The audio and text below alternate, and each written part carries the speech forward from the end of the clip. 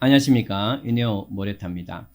유병아 교수님 책을 기준으로 법철학 설명드리고 있습니다. 이번 영상에서는 토마스 홉스의 법철학을 설명드리도록 하겠습니다.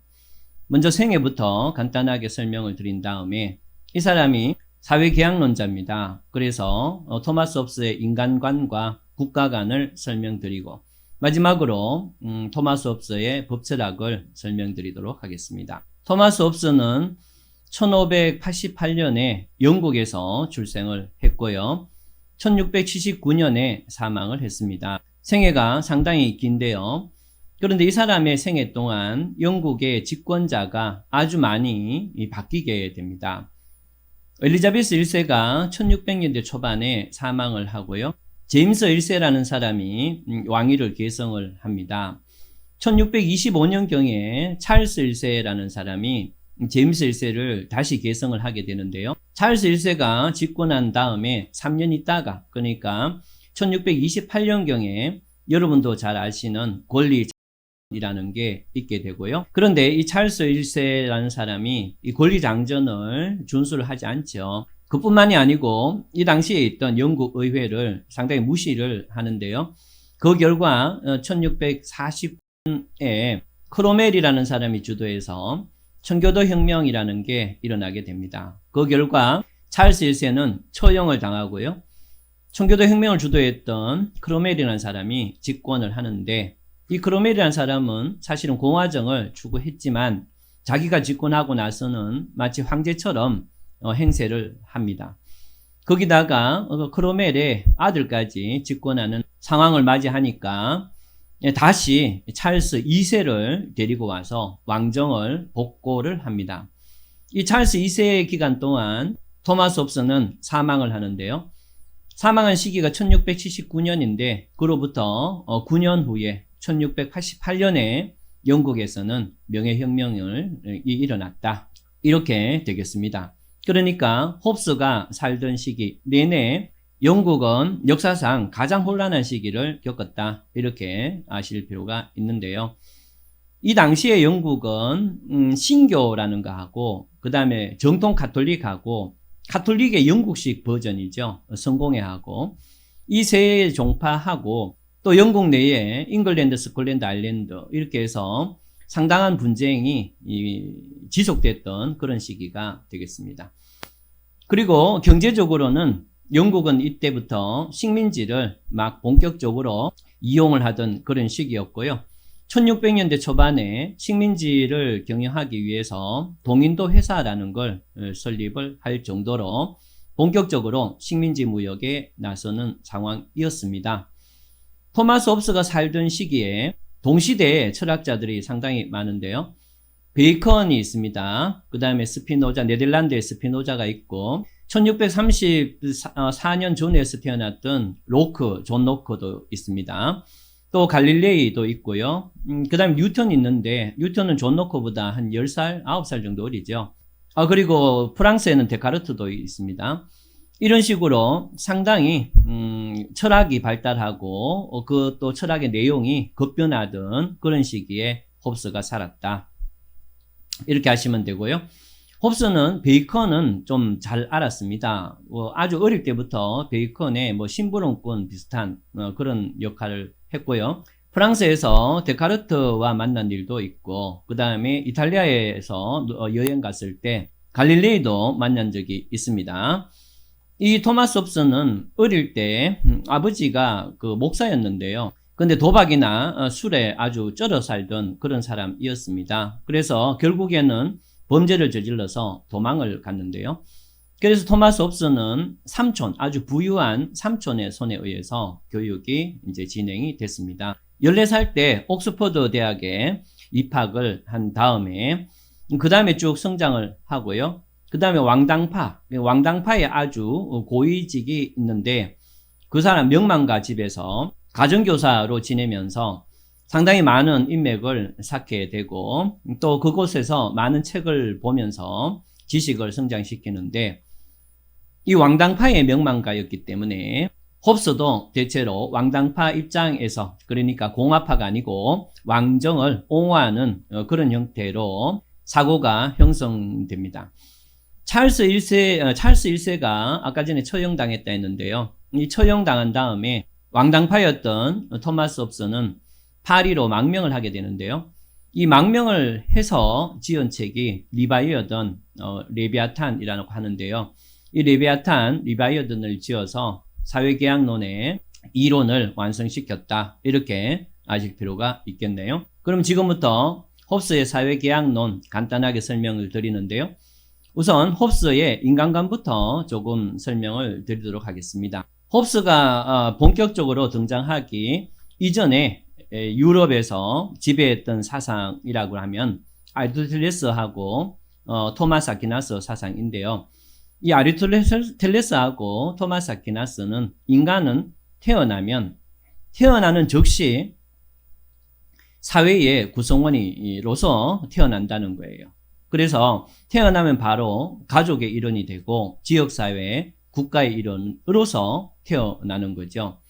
그래서 이 아리스토텔레스와 토마스 아퀴나스는 인간이 태어나면 자동으로 사회의 일원이 되기 때문에 그 사회는 사실은 인간 이전에 이미 존재하는 걸로 전제를 깝니다. 다시 말씀드리면 사회나 국가는 인간 이전에 자연스럽게 형성되어 있는 그런 개체로 보는 거죠. 그런데 토마스 홉스는 이 기존에 유럽에서 유행했던 아리스토텔레스와 토마스 아퀴나스의 이런 사상을 완전히 부정을 합니다.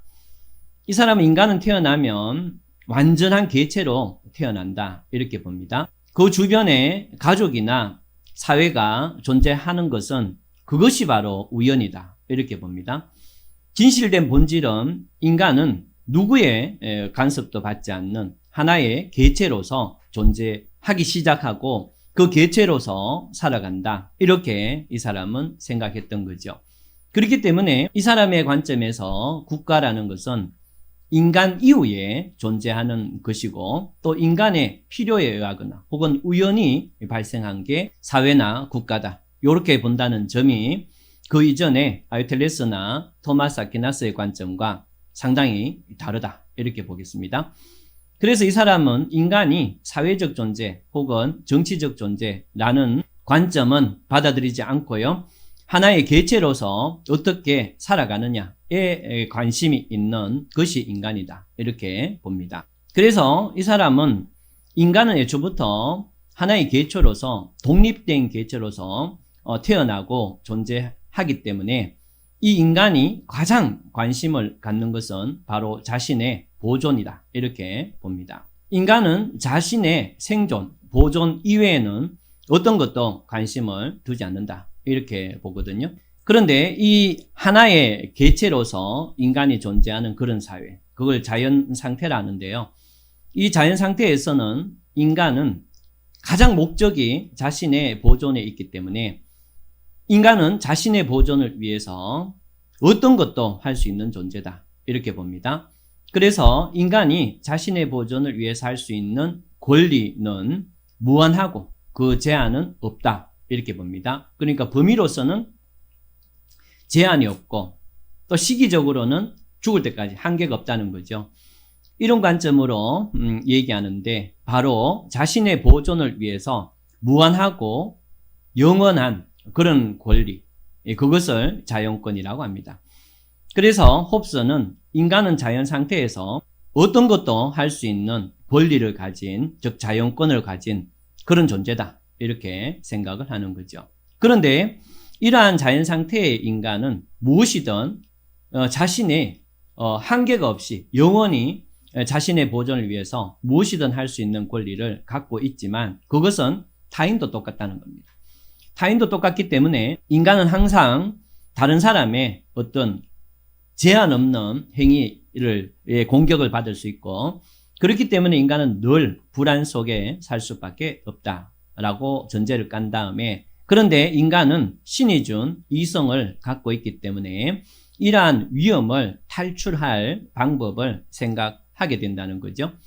그래서 사람들 간에 합의를 해서 만든 것이 국가다 이렇게 봅니다.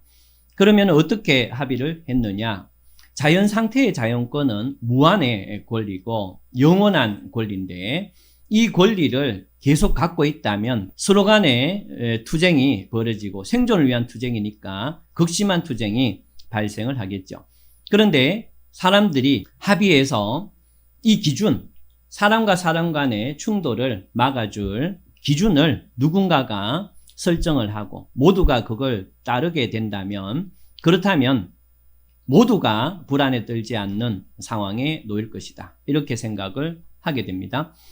그래서 이 사람은 자연 상태에 불안에 떨던 사람들이 국가라는 어떤 체계를 세우고 그 체계가 만들어준 법칙대로 살아가야 된다라고 합의를 하게 되는데, 이때 그 기준을 만드는 존재를 정치 권력, 이 사람 이름 붙이기를 리바이어던이라고 이름 붙이고, 그래서 사람들은 국가를 만들었다라고 봅니다. 정리를 하면 자연 상태의 개개인들은 자신이 자연적 권리, 그러니까 자기 보존을 위해서 무엇이든 어느 범위까지 할 수 있는 이 자연적 권리를 모두 포기하고 이 사람들 간에 규칙을 만들 한 사람을 정해서 그 사람이 만든 규칙을 철저히 따르는 것으로 합의한 것이 바로 국가다, 이렇게 봅니다. 그런데요, 여기에서 주의할 게 있습니다. 토마스 홉스는 자신이 무한정 갖고 있던 자용권을 완전히 포기하고 그래서 국가를 만들었다, 이렇게 이 사람이 국가를 보는데요.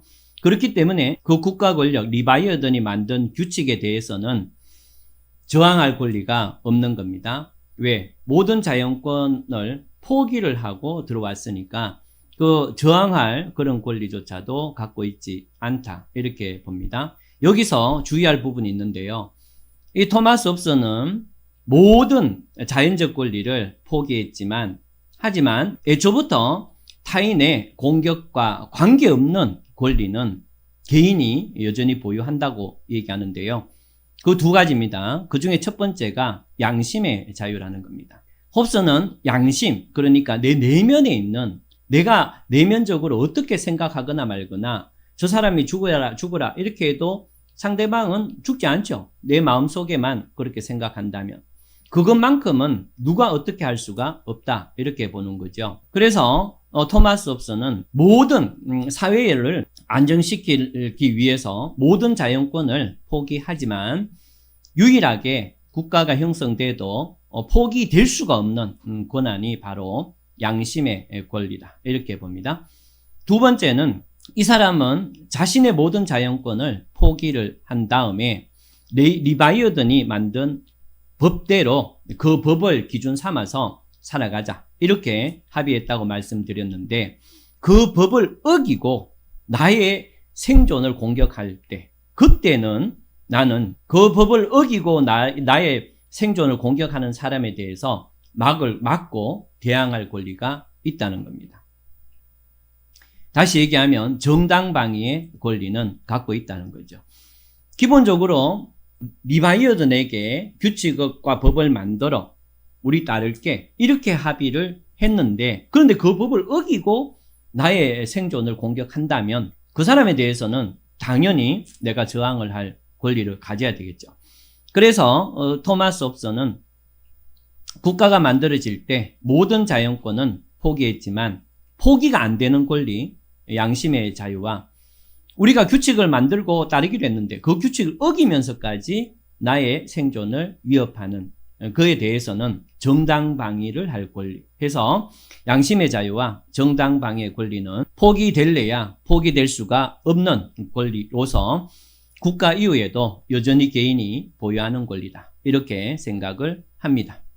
자, 그러면 토마스의 법 철학을 보는데요. 우선 토마스는 저스티스라는 것을 어떻게 봤느냐, 이겁니다. 제가 여기 저스티스라고 영어를 쓸 수밖에 없는데요. 왜 그런가 하면 이 저스티스의 의미가 법 철학에서 서로 다르게 사용됩니다. 그래서 이 저스티스라는 것이 홉스 이전에 아리스토텔레스나 토마스 아퀴나스 관점에서는 어떤 뜻으로 사용됐는데, 그런데 토마스 홉스는 어떤 뜻으로 이걸 사용했다, 이걸 설명드리도록 하겠습니다. 우선 아리스토텔레스나 토마스 아퀴나스가 사상이 소옵스 이전에 유행했던 유럽을 지배했던 사고다 이렇게 말씀드렸는데요. 아리스토텔레스나 토마스 아퀴나스는 이 저스티스 정의를 어떻게 생각했는가 하면은 인간의 완전한 모습, 우리가 최종적으로 달성해야 될 그런 상태, 이라는 개념으로 정의라는 걸 이해했다는 거죠. 그 정의라는 것은 완전히 이상적인 것, 우리가 최종적으로 이루어 가야 될 어떤 목표, 이런 식으로 정의를 이해했다는 겁니다. 그렇기 때문에 법은 바로 최종적인 완성이나 완전한 선의 모습에 다가가도록 국가의 실정법이 규정돼야 된다. 이런 관점에서 저스티스는 최종적으로 완전된 모습이고 국가의 실정법은 저스티스를 위해서 그 수단으로 존재하는 거다. 이런 관점이었거든요. 그런데 홉스는 이 저스티스를 전혀 다르게 이해를 합니다. 홉스에게 있어서 저스티스는 뭔가 하면은 리바이어던이 만든 법, 그것을 지키는 것, 이것이 저스티스입니다. 그러니까 리바이어던이 만드는 법 안에서 개인이 어떤 것을 할 수 있고 할 수 없느냐, 또 리바이어던이 법으로 제정하지 않은 부분은 내가 어느 정도까지 할 수 있느냐, 이런 관점에서 그걸 준수하는 것을 저스티스 이렇게 봤다는 거죠. 그러면은 이 저스티스라는 말은 어떤 개념인가 다시 설명드리면 결국에는 한 나라 안에서 내가 어떤 권리, 어느 정도까지, 어느 범위까지 내가 물건이나 사람에 대해서 권리를 갖는가, 이것이 정의고 그 범위를 벗어나면 부정이다, 이렇게 보는 거죠.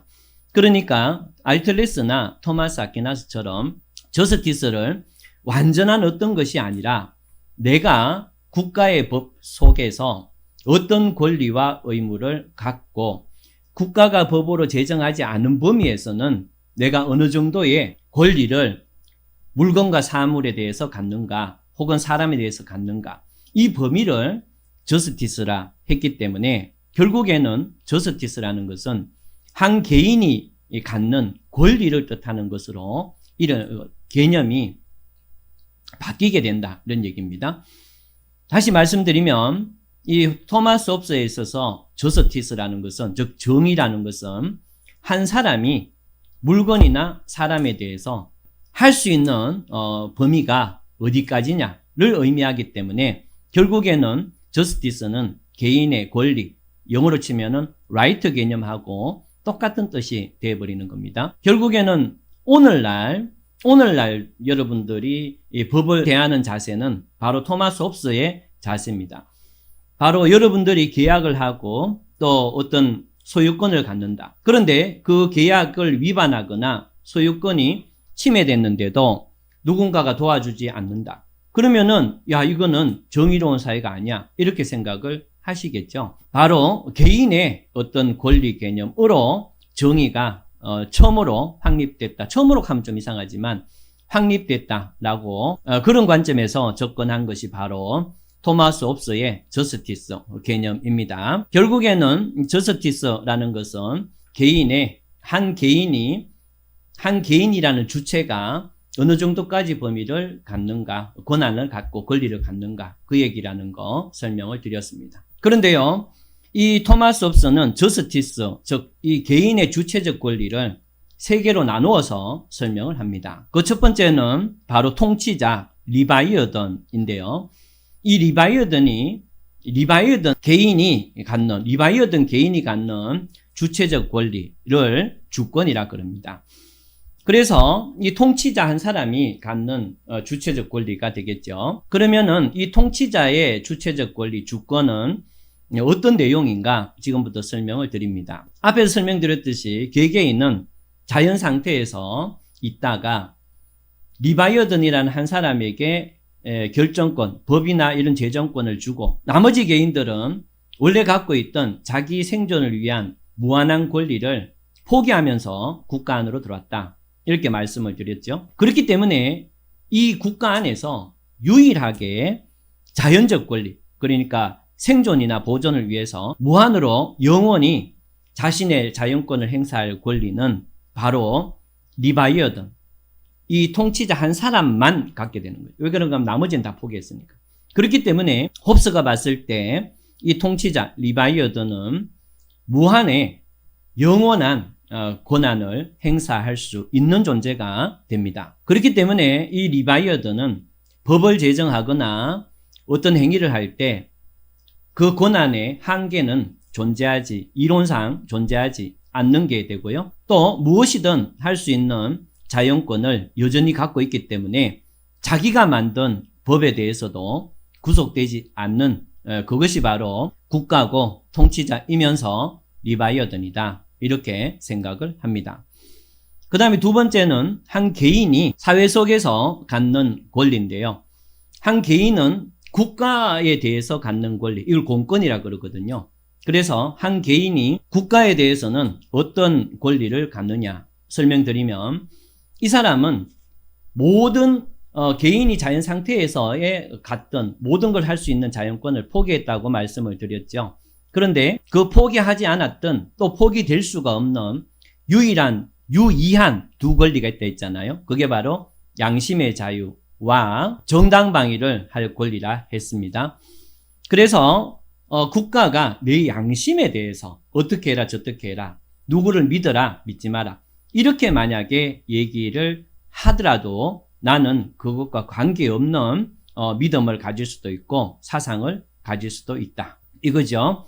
두 번째는 법을 어기면서 나의 존재를 공격해오는 사람에 대해서 나는 정당방위를 행사할 수 있기 때문에 내 행위에 대해서, 정당방위 행위에 대해서 국가가 처벌을 하려고 할 때는 그때는 내 권리를 주장할 수 있다. 이렇게 해서 개인이 국가에 대해서 갖는 권리는 양심의 자유하고 그 다음에 정당방위의 권리, 두 가지가 있다고 봅니다.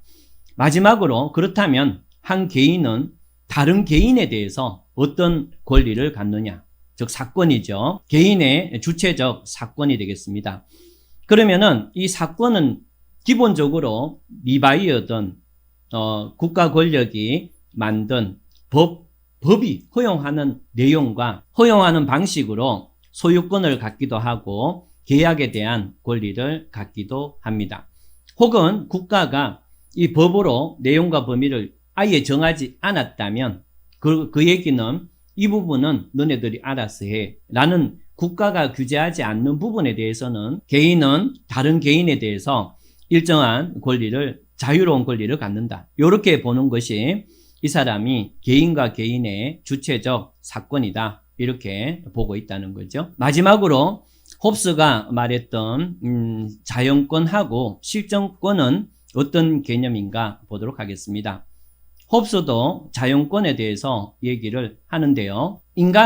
신은 인간에게 네가 알아서 요런 거는 좀 해 라고 할 능력, 즉 이성의 능력을 신이 인간에게 부여했다는 겁니다. 그런데 신은 사후에 나의 행위에 대해서 평가할 뿐이기 때문에 바로 현세에서는 신은 관여할 여지가 적다는 겁니다.